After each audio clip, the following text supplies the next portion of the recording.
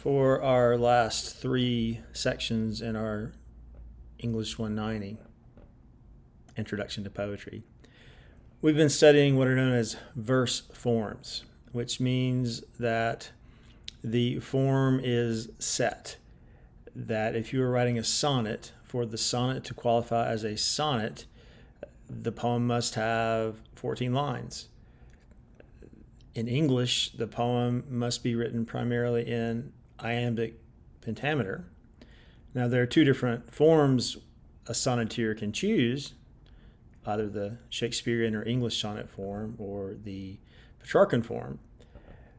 But it stands that a sonnet is a sonnet by virtue of 14 lines, iambic pentameter, a basic form of octave posing some sort of problem, and sestet, turning the problem in the volta a certain direction, addressing the problem, resolving the problem, not resolving the problem.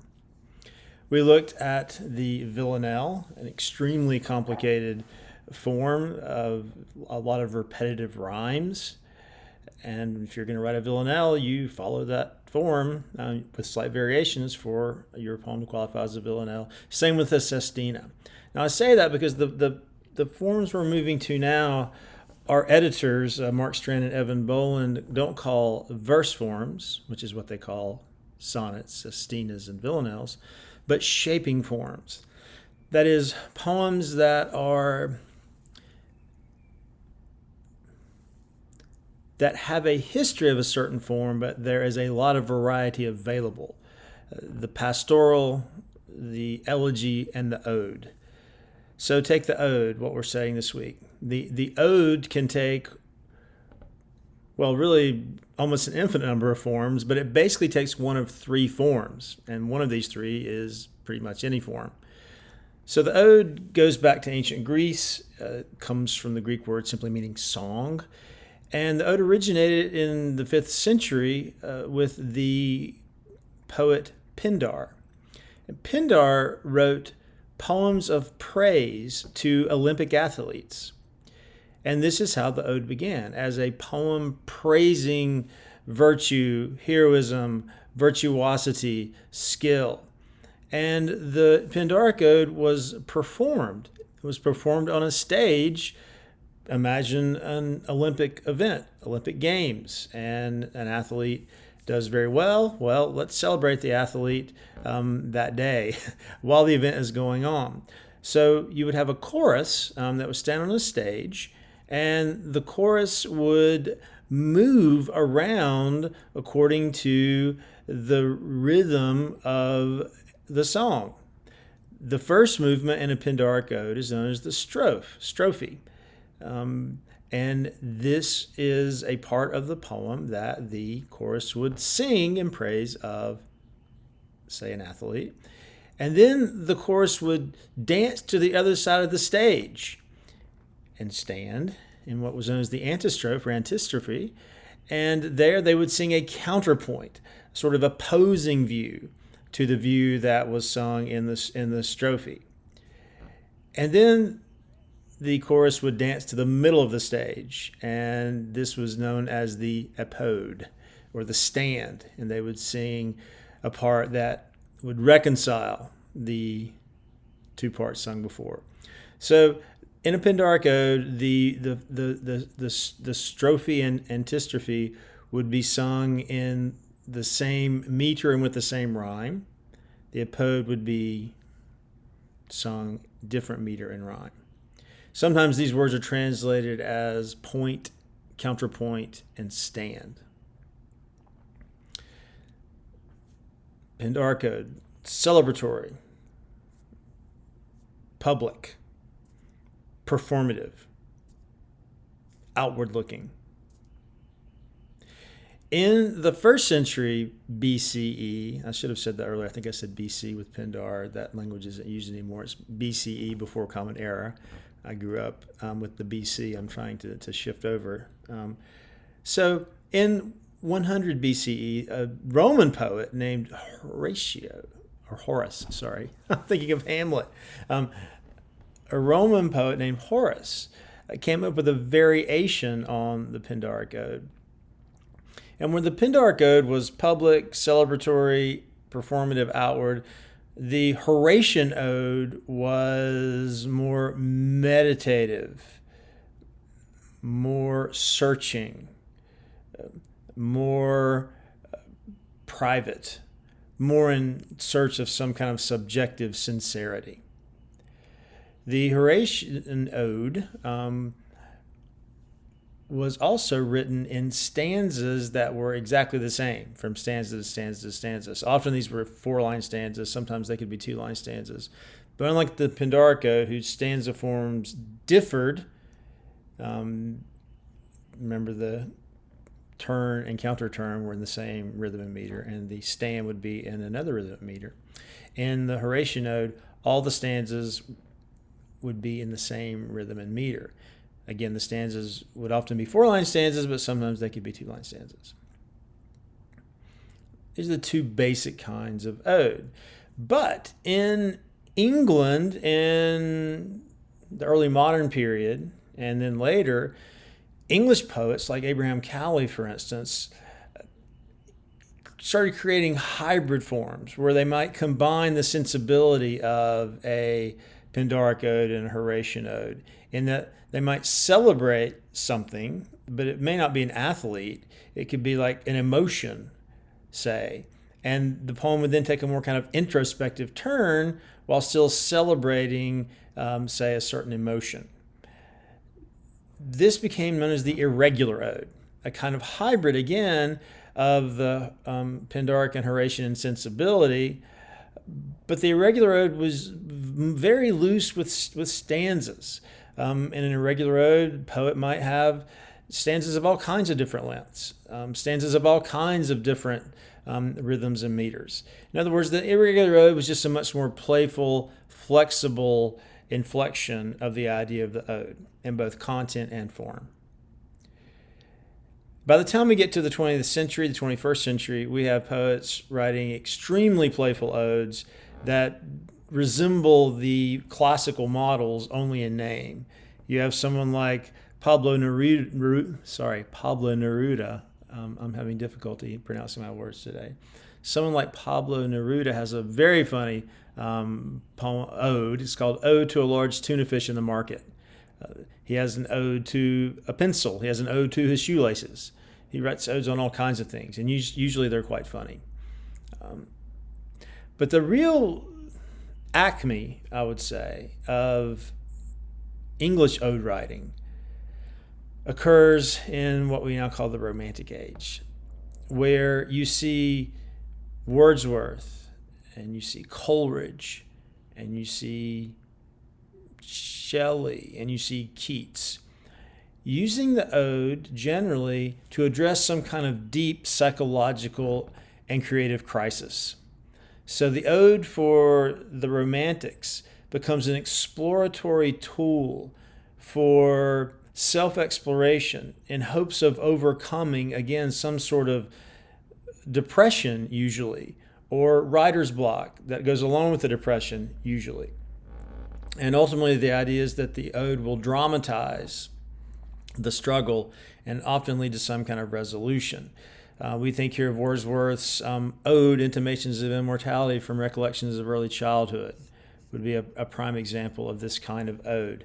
We think of Coleridge's Dejection, an ode, also a crisis ode. We think of Shelley's Ode to the West Wind, same. And of course, we think of Keats's 4 great odes, probably the greatest odes written in the English language. His Ode on a Grecian Urn, his Ode to Melancholy, his Ode to the Nightingale, and to Autumn. You're reading to Autumn for tomorrow. Now, what do these poems have in common other than being crisis poems? Well, they tend to combine the Pindaric and the Horatian insensibility, in that these odes are celebrating something. Wordsworth celebrates childhood. Coleridge is not so much celebrating as exploring dejection. Shelley is celebrating the West Wind. Keats is celebrating the 4 subjects of his 4 great odes. But the celebration is less about yay saying and more about an occasion for the poet to be Horatian in exploring his interiors and quietly meditating on his personal problems in hopes of finding some kind of resolution. Now, the forms of these romantic odes vary quite a bit. For instance, Shelley in his ode, each stanza is composed of a sonnet, strangely enough. Wordsworth has a lot of variety in his stanza forms in the Intimation Ode. Coleridge also very playful with his forms. Keats tends to be Horatian in his form in that his stanzas and his odes tend to be the same in length, from poem to poem, tend to be the same in length, rhyme, and meter. And the final part of these romantic odes is that they draw from Pindar the idea that the ode should be dialectic, meaning that it should explore two sides of the issue that it is considering and try to find some way to resolve the two sides. So the ode is often in the Romantic age is less some kind of proclamation of a positive conclusion and more a sort of ambiguous contemplation of an insoluble problem in life.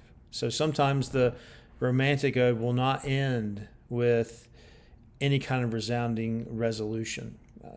Think of Keats' Ode to a Nightingale. I mean, he gets to the end and he just wonders, he says, do I wake or do I sleep? Did I dream what has happened or did it really happen? Leave a lot of doubt there at the end of that poem.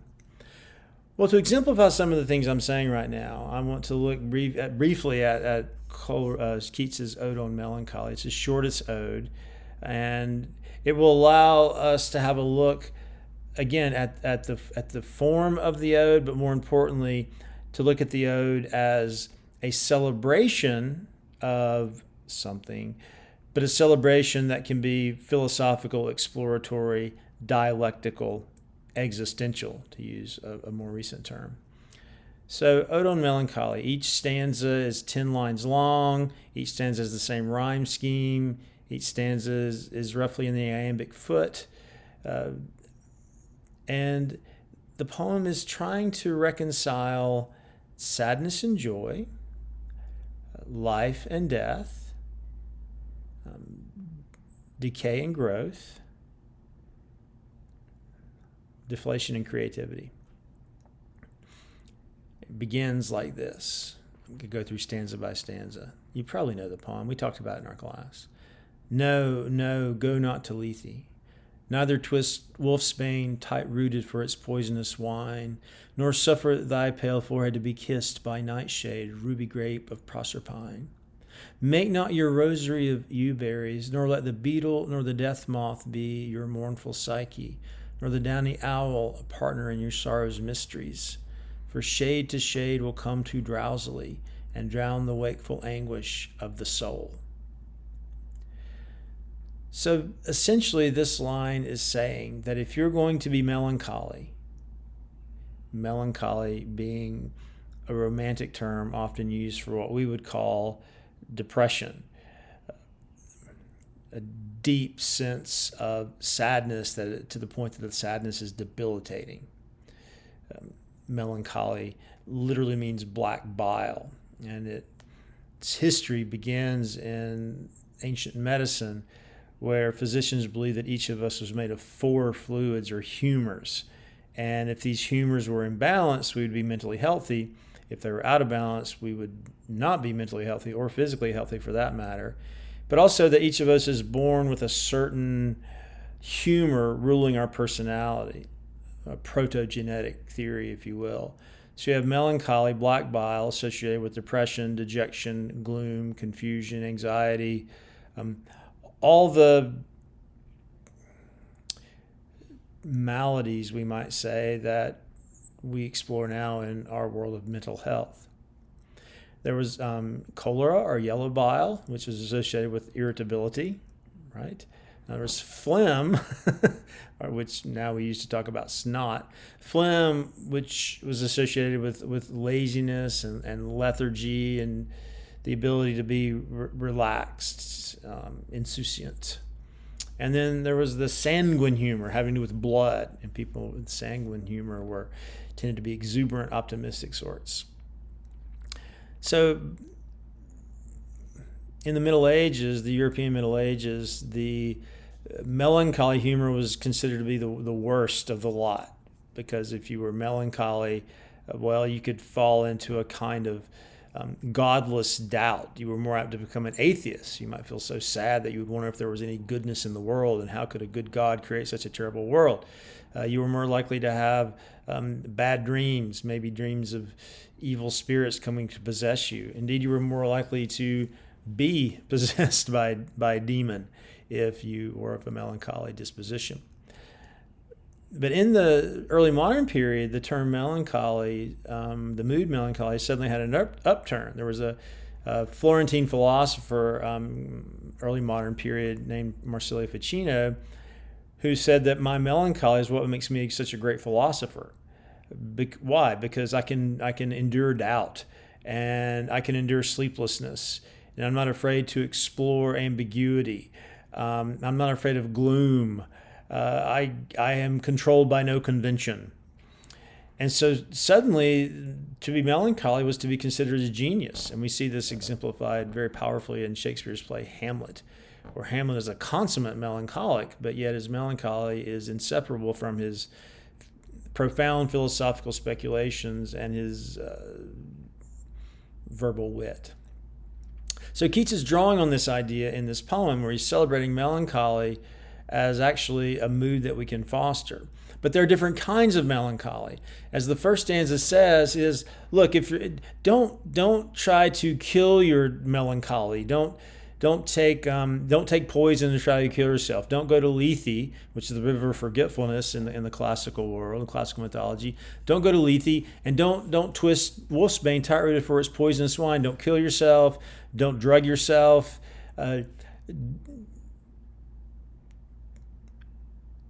And don't be too performative. Don't walk around with yewberries associated with death, nor associate yourself with beetles or moths or owls. In other words, don't perform melancholy. Don't be an emo. Don't mope around. Don't wear black all the time. Don't try to elicit sympathy from others. This is not true melancholy. This is performative melancholy. It's like following a script for how to be melancholy. Don't do that, because if you do, you'll kill what melancholy actually is, and that's the wakeful anguish of the soul. The wakeful anguish of the soul. Don't do anything. Don't drink or take drugs. Don't kill yourself. Don't perform melancholy, because these will dull what melancholy really is, the wakeful anguish of the soul. And then in the second stanza, he turns from this negative idea of melancholy as a kind of, again, self-indulgent performativity to melancholy as a powerful force for meditation and celebration. It goes like this.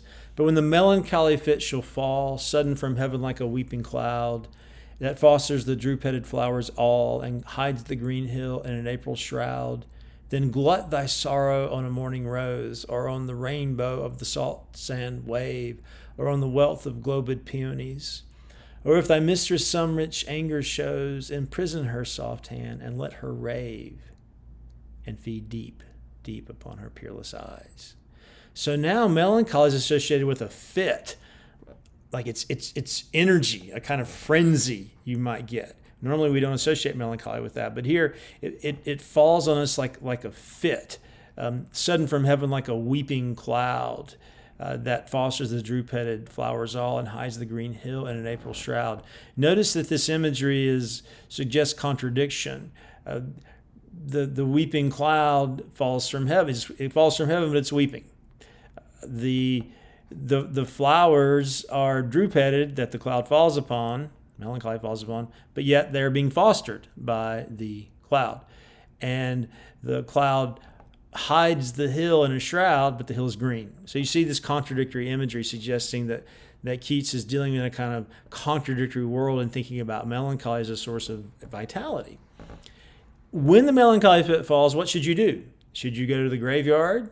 Should you go drink a lot of beer? Should you go listen to a lot of sad music? Should you go sit in the corner of the coffee shop and mope? No.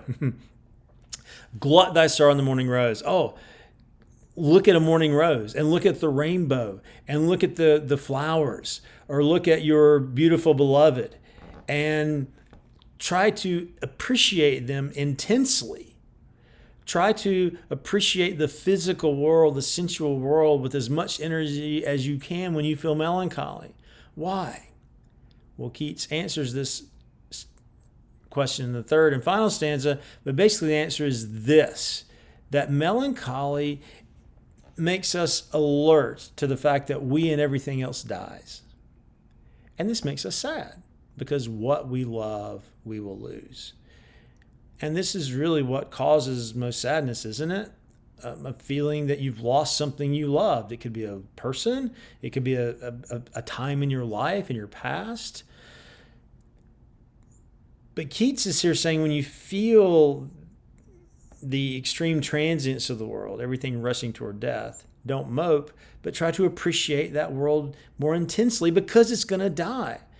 It's like if I hold up a porcelain rose in one hand and a actual rose in another, and I say, which one's more beautiful? You'll probably say the real one. And one reason behind that is that the real one is dying.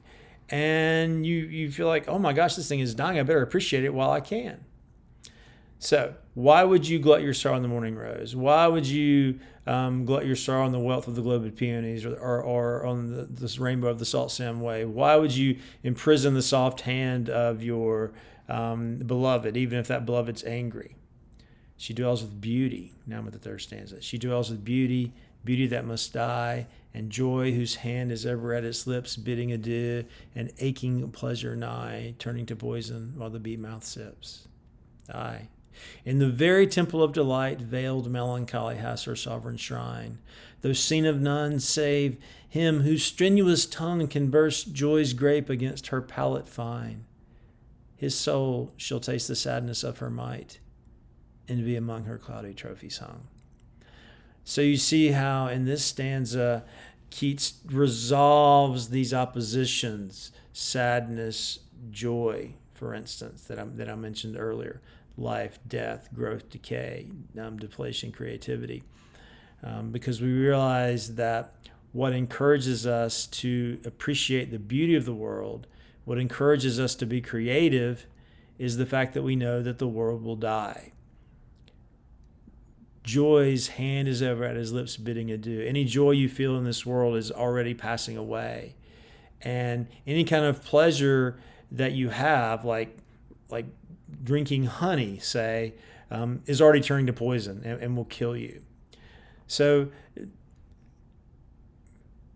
melancholy lives in the temple of delight, because melancholy encourages us to take delight in a sensual world that is passing. And the way to worship melancholy is to burst joy's grape against our palate fine. So it's an odd combination of two different kinds of poem. The Memento Mori poem, which is a poem about memory of death, the idea that if you want to live a good life, you should live with a skull on your desk, basically. You should live every minute as if it's going to be your last. But connected with this in this poem is the whole sort of carpe diem notion, that if you're feeling especially morbid about life, if you do have the skull on your desk, don't just think about your death, but think about, wow, if I don't have much time left on this earth, I might as well enjoy it as much as I can. So you see how this ode, again, 3 stanzas, same stanza form for each, is praising melancholy and doing so in such a way that the poem moves between oppositions, and ultimately by the end, in this poem, reconciles those oppositions. So that is an ode from John Keats. It's an ode from the Romantic period, the great period for ode writing in English poetry. And I think this poem gives us a sense of how an ode can work, and will prepare us for thinking about odes this week in our class.